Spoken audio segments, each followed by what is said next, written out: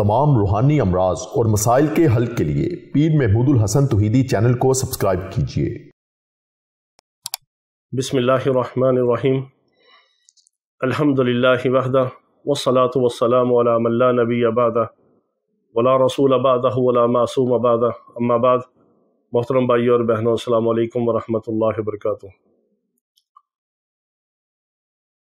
हमजाद जो हर इंसान के साथ होता है, चाहे वो मुसलमान हो, चाहे काफिर हो, चाहे मोमिन हो, चाहे वो मुनाफिक हो, चाहे औरत हो, चाहे मर्द हो, जो इंसान के साथ हमजाद होता है वो क्या क्या करता है, आप उसको कैसे कंट्रोल कर सकते हैं, कैसे उसको काबू कर सकते हैं, कैसे उसके फितने से बच सकते हैं और आप अपने हमजाद से कैसे काम ले सकते हैं।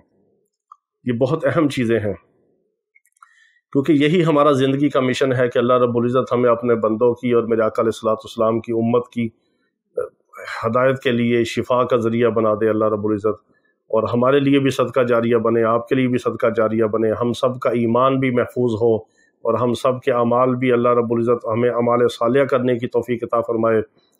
और कुर्ब क़यामत का दौर है, मौजूदा फ़ितरों का दौर है, अल्लाह रब्बुल इज़्ज़त हर किस्म के रूहानी, जिस्मानी, ईमानी, नफ्सियाती, एतकादी हर किस्म के फ़ितनों से हमारी हिफाजत फरमाए और मरते दम तक हमें अल्लाह रब्बुल इज़्ज़त इस्लाम के ऊपर ज़िंदा रखे और ईमान के ऊपर हमारा ख़ात्मा फरमाए, और अल्लाह और उसके रसूल सल्लल्लाहु ताला अलैहि वसल्लम की मोहब्बत और इताअत के अंदर हमारी ज़िंदगी का एक एक पल, एक एक लम्हा अल्लाह रब्बुल इज़्ज़त हमें गुजारना नसीब फरमाए, और अल्लाह रब्बुल इज़्ज़त पूरी उम्मत मुस्लिमा को नफ्स व शैतान के शर से महफूज रखे, और अल्लाह रब्बुल इज़्ज़त मेरे आका अलैहिस्सलाम की पूरी उम्मत दावत और उम्मत इजाबत को अल्लाह रब्बुल इज़्ज़त जन्नतुल फिरदौस अता फरमाए और दोज़ख से बचाए।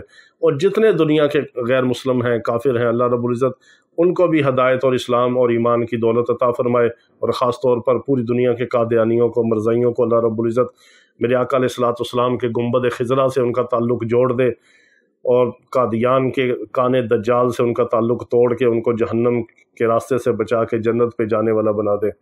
यही हमारा ज़िंदगी का मिशन है। आप भी हमारे मिशन के लिए दुआ किया करें, हम आपके लिए दुआ करते हैं, मेरे आका अलैहिस्सलाम की पूरी उम्मत के लिए दुआ करते हैं।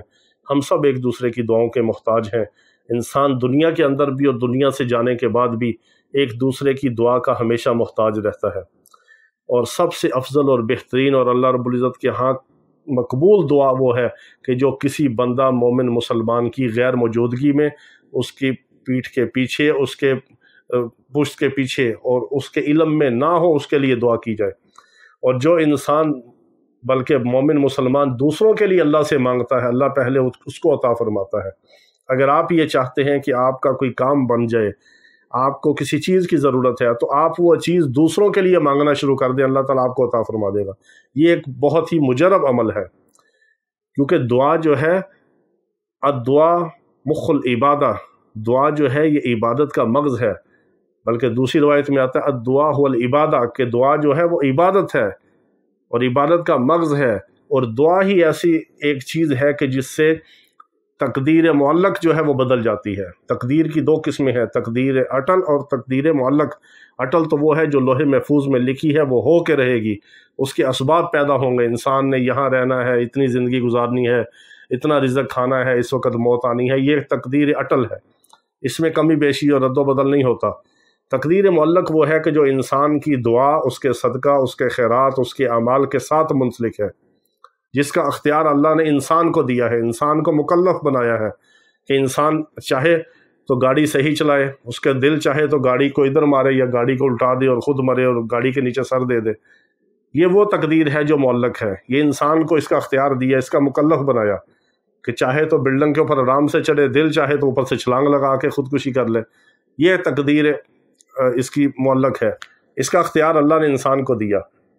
मुक़द्दर में रिज़्क़ लिखा है कि आज इसने 1000 कमाना है, चाहे तो हलाल करके कमा ले, चाहे हराम करके कमा ले, ये तकदीर मुअल्लक़ है। चाहे तो चोरी करके वो रिज़्क़ हासिल कर ले, चाहे हलाल मेहनत करके जायज़ सच बोल के ले ले, चाहे झूठ बोल के ले ले, मिलना वही है जो आज मुक़द्दर में लिखा है। ये है तकदीर। बहुत ही आसान है तकदीर को समझना।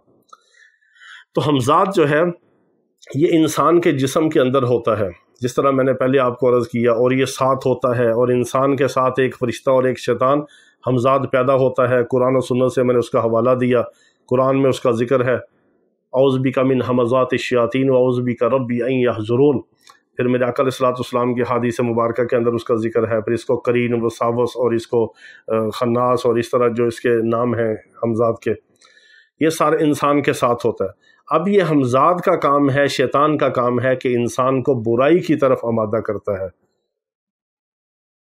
برائی کو مزین کر کے دکھاتا ہے۔ یہ قرآن میں جس کا ذکر آتا ہے کہ شیطان انسان کو برے کام مزین کر کے، خوبصورت کر کے دکھاتا ہے۔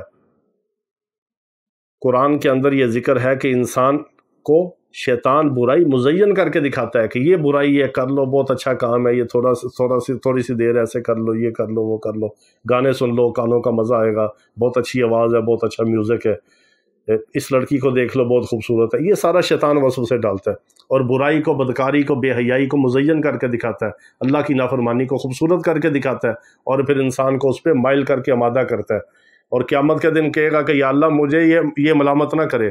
جب انسان اس کو ملامت کرے گا نا کہ کھانا خراب تیرا ہوا، خبیث تیری وجہ سے میں دوزخ میں آتا ہوں، کہے گا ولا تلومونی ولوموا انفسکم، مجھے ملامت نہ کرو، اپنے آپ کو ملامت کرو، میں نے تو تمہیں صرف وسوسہ ڈالا تھا، میں نے ہاتھ پکڑ کے تمہیں برائی پہ نہیں لگایا، برائی پہ تم خود چلے، میں نے تو تمہیں دکھایا۔ اور اللہ کے ہاں بھی ہماری حجت پوری ہے۔ ہم قیامت کے دن یہ نہیں کہہ سکتے کہ یا اللہ ہمیں دین کا نہیں پتہ تھا، اسلام کا نہیں پتہ تھا۔ اللہ نے ساتھ فرشتہ پیدا کیا، فَأَلْهَمَهَا فُجُورَهَا وَتَقْوَاهَا، اللہ نے دونوں راستے دکھائے، اور فرشتہ تقوی کا الہام کرتا ہے اللہ کی طرف سے، وہ نیکی کی طرف وہ چلاتا ہے، نیکی کی بات دل میں ڈالتا ہے، دماغ میں ڈالتا ہے، نیک اعمال کی طرف ڈالتا ہے، اسلام کی طرف بات دل دماغ میں ڈالتا ہے۔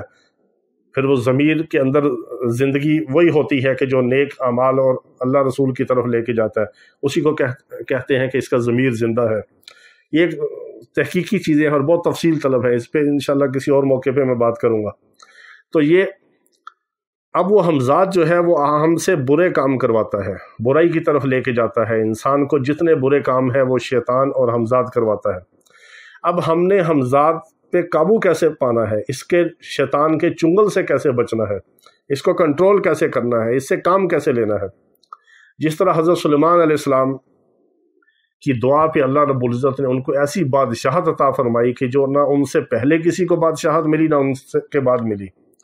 اللہ رب العزت نے سارے جانوروں کی بولیاں ان کو سمجھ آ جاتی تھی، جانور، درندے، پرندے، چرند، اللہ نے سب ان کے آگے مسخر کر دیے، انسان اور جنات ان کے آگے مسخر کر دیے، ہوا ان کے تابع کر دی، پانی ان کے تابع کر دیا اللہ نے۔ اس طرح اللہ رب العزت نے سلیمان علیہ السلام کے لیے ساری چیزوں کو مسخر کر دیا۔ اب حضرت سلیمان علیہ السلام نے انہی سرکش جنات اور شیاطین سے، یہ بڑے بڑے جو دیو اور عفریت تھے، ان سے کام لیا۔ اس دور میں مسجد بنوائی، جس کی تعمیر کے دوران ہی پھر کافی عرصہ لگا، بڑے بڑے پتھر لا کے انہوں نے مسجد بنائی اللہ کی عبادت کے لیے، کیونکہ حضرت سلیمان علیہ السلام بھی اللہ کی عبادت ہی کرتے تھے۔ تو اس دور میں، جس دور میں جو نبی کا دور ہوتا ہے، اس کی شریعت ہوتی ہے، وہی دین ہوتا ہے، اور اللہ کا دین شروع سے پہلے دن سے دین اسلام ہی ہے۔ آگے نبی کی شریعت اور نبی بدلتا ہے، حالات اور زمانہ بدلتا ہے، دین ایک ہی ہے، ایک ہی دین ہے، اور ایک ہی اللہ کی توحید ہے، لا الہ الا اللہ، کہ اللہ ایک ہے، اس کے سوا کوئی عبادت کے لائق نہیں۔ یہ ازل سے ابد تک ایک ہی دین، ایک ہی اسلام ہے۔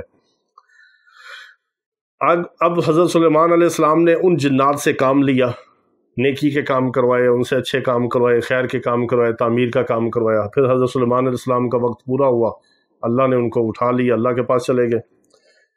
اچھا، اب وہی جنات اور شیاطین بعد میں، پھر وہ کسی اور موقع پہ میں انشاءاللہ وہ جادو کی بحث میں آپ کو بتاؤں گا کہ جادو کیا ہے، کہاں سے ہوا۔ سلیمان علیہ السلام پہ جو جنات اور شیاطین نے جادو کا الزام لگایا اور کتابوں کا سارا، وہ انشاءاللہ میں کسی اور موقع پہ آپ کو بتاؤں گا۔ اب یہ ہے کہ وہ شیطان اور وہی حمزات جو ہمارے اندر ہوتا ہے، اس سے ہم نے بچنا کیسے ہے۔ اس کا بہت ہی مجرب اور مستند اور آسان عمل جو قرآن و سنت سے ثابت ہے، وہ میں آپ کو عرض کرتا ہوں۔ آپ صبح و شام 3 بار اگر یہ پڑھیں، اعوذ بک من ہمزات الشیاطین واعوذ بک ربی ان یحضرون، یہ قرآن پاک کی آیت۔ اس کے بعد آپ نے پڑھنا ہے اعوذ باللہ من الشیطان الرجیم، پھر آپ نے اس کے بعد پڑھنا ہے بسم اللہ الرحمن الرحیم ولا حول ولا قوت الا باللہ العلی العظیم۔ اس کو آپ نے صرف 3 بار صبح، 3 بار شام، اس ترتیب کے ساتھ آپ اس کو پڑھیں گے انشاءاللہ العزیز۔ اللہ رب العزت کے فضل و کرم سے یہ قوی امید ہے کہ اللہ رب العزت آپ کو ہمیں سب کو ہمزاد کے شیطان کے شر سے موت تک محفوظ رکھے گا، اور اس کا بس ہمارے اوپر نہیں چلنے دے گا، اس کے کنٹرول میں ہم نہیں آئیں گے، اور اللہ رب العزت اس کو ہمارے کنٹرول میں دے دے گا کہ وہ ہم سے برائی، بدکاری اور اس طرح کی چیزیں نہ چلا سکے۔ وہ مسلمان تو نہیں ہوگا، وہ تو میرے نبی علیہ السلام کی شان تھی کہ ان کے ہاتھ پہ وہ مسلمان ہو گیا، ہم اس قابل کہاں۔ صرف یہ ہے کہ اللہ ہمیں شیطان کے شر اور چنگل سے، نفس کے چنگل سے ہمیں بچا لے، اور موت تک اللہ تعالی ہمیں ایمان اور اسلام اور اعمال صالحہ پہ زندگی، اور اسی کے اوپر ہمیں موت عطا فرما دے۔ بس یہ ہے، اس دشمن سے بچنے کا اللہ کی پناہ کے علاوہ اور کوئی راستہ نہیں۔